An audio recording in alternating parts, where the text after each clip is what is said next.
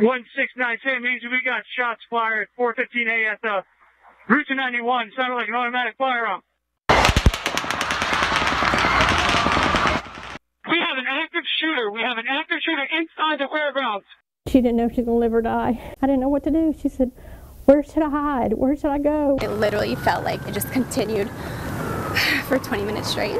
There was a gentleman that was shot, and he said, can you help me? And so I put him in my car, and I had like 6 people in my car, people with shoes, running just to get away. And he saved my life. I mean, he shielded me from the bullets. Just them hit the ground. I mean, there's the guy in front of us who's running, got shot in his back, and he was still running. All I remember is we have to get the hell out of here. The bullets wouldn't stop. It was just like a constant shower of bullets. The shots just kept coming. People just started dropping around us. A lot of dead bodies, a lot of people were just piling on top of whoever, even if they're bleeding or not. I don't know his name. I can barely remember what he looked like, but he completely covered me. He covered my face. He said, I've got you. It's just truly incredible. A stranger, jumping over me to protect me. There are crazy people out there. They shot into a crowd of 30,000 people in a concert. It's insane. Yeah, there was a question. Didn't know how to answer it. And the question was, why? Why did he shoot mommy? The world has changed, and who would have ever imagined this situation? I couldn't imagine it. And for this individual to take it upon himself to create this chaos and harm is unspeakable. We can't do anything but celebrate the community coming together today, because it's the only thing that will get us through this tragedy and help our young ones understand that when somebody knocks you down, there's always many, many more who are there to pick you up and help us get through this difficult time. Hello everybody, and welcome to this special edition of the Means Report. I'm Brad Means, and we appreciate you, as always, spending part of your day with us, a day that comes just about 1 week after the worst mass shooting in modern U.S. history. And so we knew the minute this horrible news broke that we wanted to try to do a broadcast this week that puts some perspective on the tragedy and maybe can give us some sort of understanding as to why things like this continue to occur and how we can cope with them when they unfortunately do. And we have a couple of experts that I think you'll appreciate over the next 27 minutes or so. First of all, Dr. Mike Vitacco. He's a forensic psychologist with the Medical College of Georgia at Augusta University. Dr. Vitacco, I know you have a busy schedule, and I know it's been a very bad week for all of us. Thanks for being here today. Thank you for having me. I want to talk to you about why people like Stephen Paddock do the things they do, and if there's anything we can tell from their brains or from interviews with them that might give us a heads up about that. But before we get to the interview, yes, sir, I want to listen to a comment from Stephen Paddock, the gunman's brother, right after this incident happened, when reporters asked him to tell us how in the world this could occur. There's absolutely no way I can even conceive that my brother would shoot a bunch of people he doesn't even know. He liked to play video poker. He went on cruises. He sent his mother cookies. He did not own machine guns that I knew of in any way, shape, or form. We have recovered 23 firearms at Mandalay Bay and 19 firearms at his home in Mesquite. The gunman purchased rifles, shotguns, and pistols. At this time, none of the guns recovered appear to be homemade. This is a crazed lunatic full of hate. So quite the contrast there. Stephen Paddock's brother saying he was a man who sent his mother cookies, experts saying he was a crazed lunatic. I guess the headline here, Dr. Vitacco, is unlike some madmen, this isn't someone who just snapped, apparently. A lot of planning and preparation, obviously before the murder and even the murders, even after the murders, including the fact that he had cameras at the door, so he was well aware of when the law enforcement was approaching him, and that might have actually been the impetus for his suicide. Okay, so that just makes it even more confusing, because if he didn't snap, sometimes that's somewhat easier to understand because someone just broke and they did something horrible. That's right. But if he didn't snap and he did all this meticulous planning, how come nobody picked up on it? Well, We're going to learn a lot more, I think, in the next several weeks. I mean, part of the issue here is, of course, is that he did take his own life. Yeah. So a lot of the questions that we would have, or he would have answered, if he were to be alive, he's not there to do such things. So there's a lot of speculation, and one of the concerns here is there's going to be a lot of hindsight bias. We're going to look back a lot and say, oh, we should have picked up on this and should have picked up on that. When reality, especially in events that happen so infrequently, that's very hard to do. First of all, I want to let the people know what you do. Is your job mainly to talk to people and find out how they tick, or is your job, at least in the sense that we're talking about today, to take the witness stand for attorneys and to let them question you? Sure, I do a little of both. My primary job is I see individuals who are charged with crimes who may or may not have mental health issues, and then I advise the court on their mental status and their mental health, and to see if they are able to go to trial, if they're able to proceed to trial, or if they were not responsible at the time of their offense because of mental health issues. Are there any common threads running through most criminals? Are they people who have, as we read, been rejected, or people who have had some sort of something bad befall them? Well, I mean, some of that is clearly true. I think one of the things we know from some of these individuals that we're seeing now who commit such heinous acts is that there's clearly a lot of anger. That they have a lot of revenge.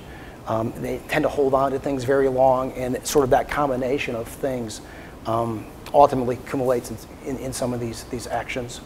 What are some of the questions that you ask, or what are some of the ways that you can determine what's really going on inside someone's mind instead of a criminal trying to just answer your questions and deceive you? Well, one of the ways we do that is exactly how we're talking now. We look at evidence, we look at police reports, we look at videos, we look at the evidence leading up to the crime, during the crime, and after the crime. So some of the things we see here, for example, is his purchasing of all these firearms, his scoping of hotel rooms. It looks like there might have even been a plan before this that he looked at.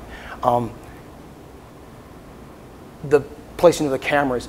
All these things in combination, again, seems to suggest someone who, at least on many levels, was very planful, was very meticulous, and didn't just snap, and maybe wasn't that mentally ill at the time of the offense. I think many of these things still have yet to be answered. From a criminal's point of view, from a madman's point of view, what does doing this resolve for them? How does it make them feel better? Well, they're extracting their revenge on people that they feel have somehow wronged them. How could a crowd of concert goers have wronged them? And I'm sure in his mind, he could answer that question. Sure. How does he feel that the concert goers wronged him? I think some of that needs to be yet answered. I don't think he directed that at anybody. I think he directed it at society in general. Okay, so they represented society. If we're speculating, that's a possibility. Sure, and I know that the specifics of this case, as you mentioned, still have yet to come out. Can people be fixed? Have you found that through your interviews with the bad guys of the world that they can change their ways if you get to them before things go too wrong? I mean, we use general terms like that, but the earlier you can catch these things, the earlier you can catch maybe a child before they get into adulthood. The research has shown that there's a lot of possibility that interventions, therapeutic interventions, can have a positive effect. Now with this gentleman, again, there's a lot to yet be learned, and there's many things we don't know. We heard his brother talking about how he was, quote unquote, a normal guy. Yeah. He had, he worked in employment, so he's probably not someone who would have shown up on anyone's radar. So these things are going to happen again. I had a guest not too long ago tell me they are the new normal. I mean, if you can't even tell that somebody is about to lose it, then America and the world can expect more where this came from, right? Well, there's going to be more attacks, and we had not just seen that in our country. We've even seen it overseas. That's right. Where, of course, there's very strict gun laws, but they have still found ways using vehicles now and various devices to cause a lot of devastation and havoc toward people. As parents, as caregivers, how can we tell if our child might be about to go down a dark path? Well, I mean, I think it's very important. Of course, a lot of psychologists will tell you that, to keep communication lines open, to be positive with them, to talk with them on a daily basis, to be aware if they're being bullied or if they are the bullier. And I think both of those things have very negative consequences for the future. Those things are very predictive. Is abuse of animals a big warning sign still? That seems like something we see on TV a lot. I think it continues to be a warning sign. Abuse of animals, bullying, these are things we would look for in children who might have psychological problems that could later on develop to have even greater problems in the criminal justice system. Can violent tendencies at the level that we're witnessing here be inherited? You know, that's a question that really hasn't been very well answered. But probably not. I mean, and here's the thing we have here, and this is what I'm saying here is a good thing. These events, despite the fact that they're becoming more common, still don't happen all that much. So we're looking at a very low base rate event, a thing that happens very infrequently, which also makes prediction very difficult. You mentioned that sometimes the attacker is taking out his or her frustrations on society, hence the large random crowd of concert goers.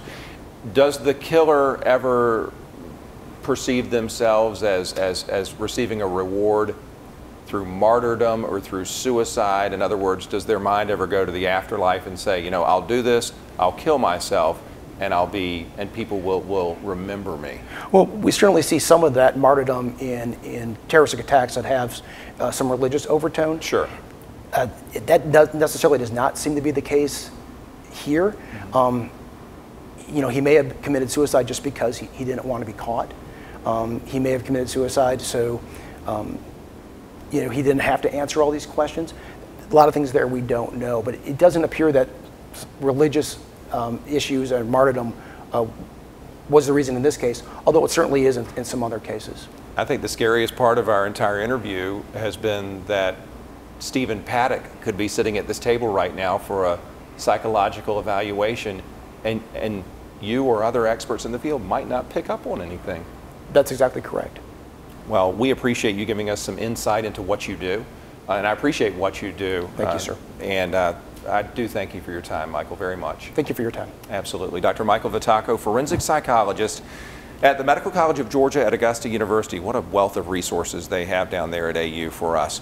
When we come back, how do we handle all this from a grief standpoint, especially something that nobody saw coming? How can we as a society and those victims and survivors as individuals process Las Vegas? When we come back.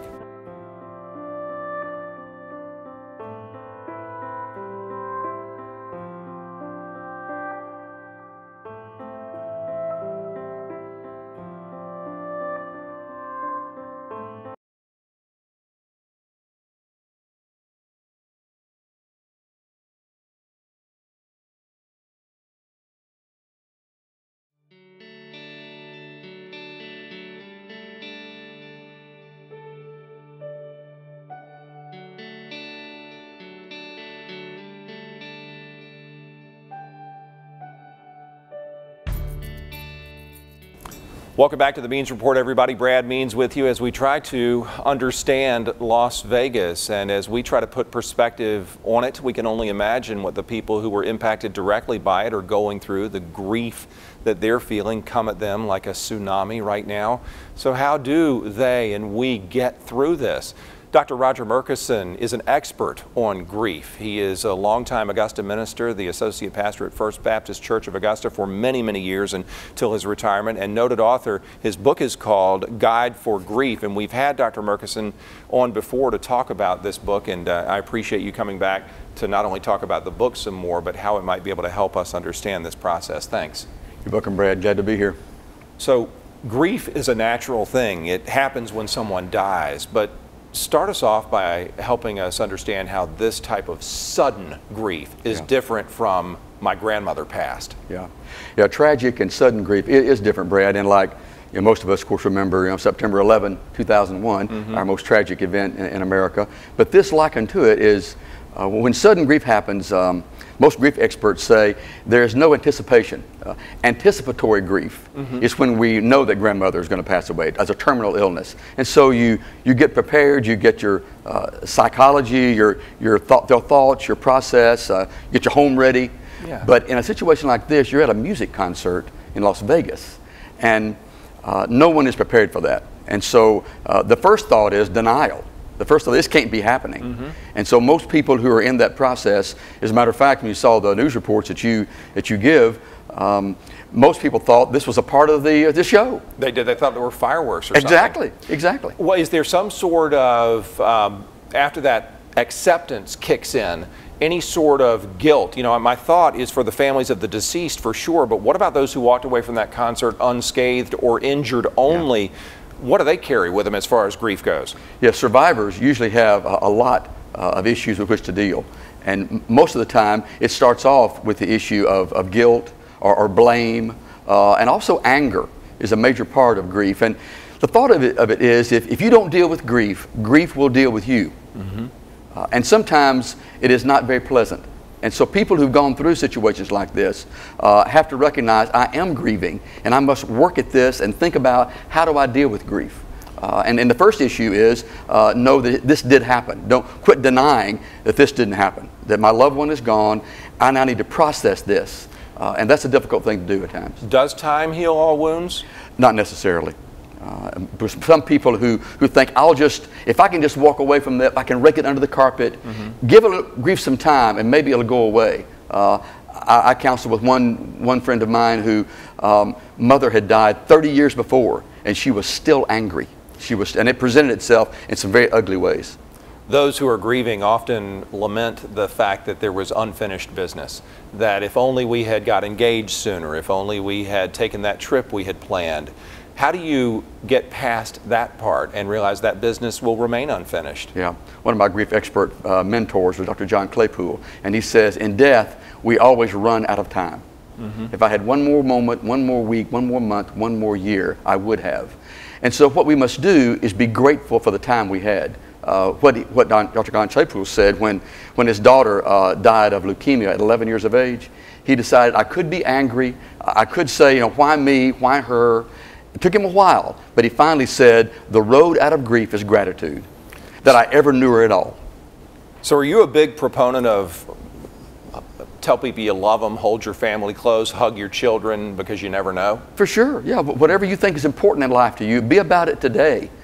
Who's guaranteed tomorrow? Mm-hmm. Not a one of us, Brad. And so the issue is, those things we think are important in life, we should be about involving ourselves in the life of our children, involving the community, involved with the church. Whatever you value, that's the thing you should be moving toward, because grief is like drinking water and breathing air. Mm-hmm. We grieve every day about something. Loss of health, loss of job, your children go off to college, and empty nest, which is not so bad. Empty nest. There are bright spots. Yeah, there are bright spots. But we grieve all the time. So the issue isn't, can I make it go away? The issue is, how do you deal with it? How do you respond to it? Speaking of children, what do we say to them, and at what age can you say, yes, a man killed 58 people in Las Vegas? We don't want to scar them.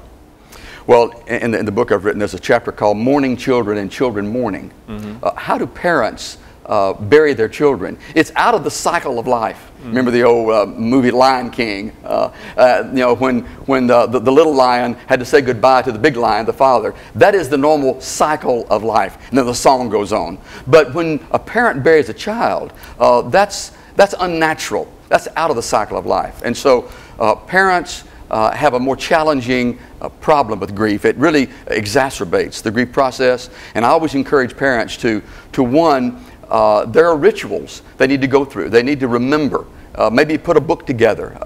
The issue isn't always why this happened, because we all can't answer the why questions. Mm-hmm. We should say, what do I do now? I can't bring my loved one back. What do I do now? And what we do is appropriately grieve and appropriately say goodbye. And I think when we do that, our grief then can become productive. It's not that you shouldn't grieve. The issue is grieve appropriately. Are there unhealthy ways to grieve?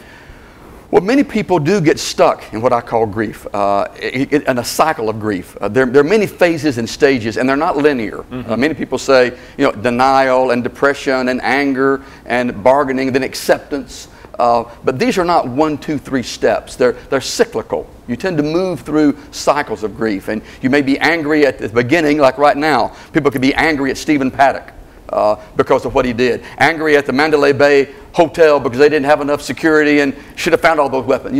Angry at the doctors because they didn't heal my son who had the gunshot wound. Angry at the security guards at the concert, weren't enough security guards. Mm-hmm. And so we always want to wag our finger and cause blame, and there may be some blame, but the issue is that doesn't bring them back. And so it's not the why, it's what do I do now with these feelings? And the unhealthy way to grieve is to not recognize these feelings and either work on yourself or get help. If you had a broken arm, go to an orthopedic surgeon and get it fixed. If your heart is broken with grief, you may need to go to a professional and get some help. Yeah, but one thing that's frustrating to me is I think we can get through this if we can understand it, but I just had a forensic psychologist sit here and say sometimes you don't understand why people do these evil things, and if you can't understand why it happened, how can you ever get past it?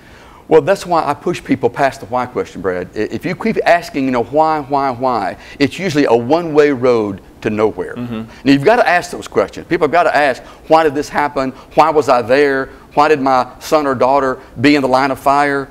But usually there's no satisfaction with why questions. You have to move past that. You have to move past that to the what question. What do I do now? My final question in just about 30 seconds. Can any benefit come from Las Vegas? You've already seen it. One person said, I looked at Sin City and what I saw was saints. And that, I think, Brad, is what's happening here, is you saw these heroes coming out and the testimony of these people. And I think what it says, when I saw signs in Las Vegas, it says, pray for Vegas, Vegas strong, then you're seeing a transfer, you're seeing a change, and that brings hope. Dr. Roger Murchison, the book is Guide for Grief. Your expertise is deeply appreciated. I've learned a lot today, and I hope our viewers have as well. Thank you. You're welcome, Brad. Dr. Roger Murchison. When we come back, we'll wrap up the Means Report and let you know how you can shape future editions of this broadcast and how you can stay in touch with us here at News Channel 6 in a moment.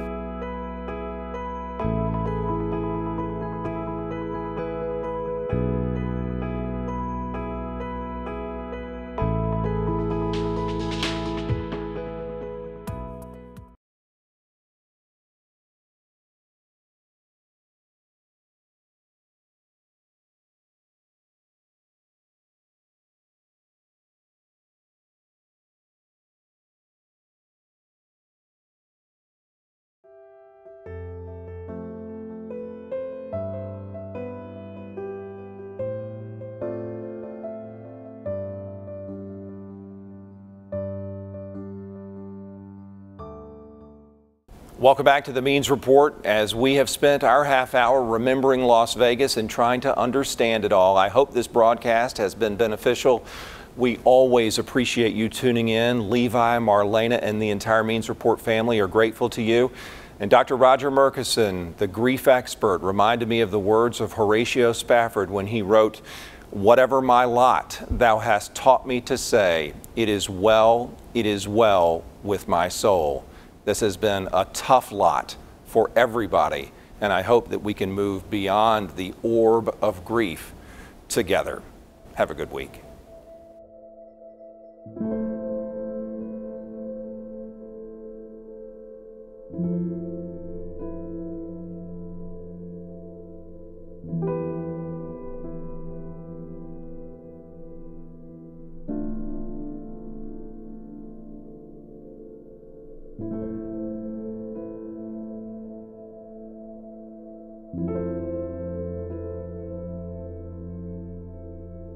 Thank you.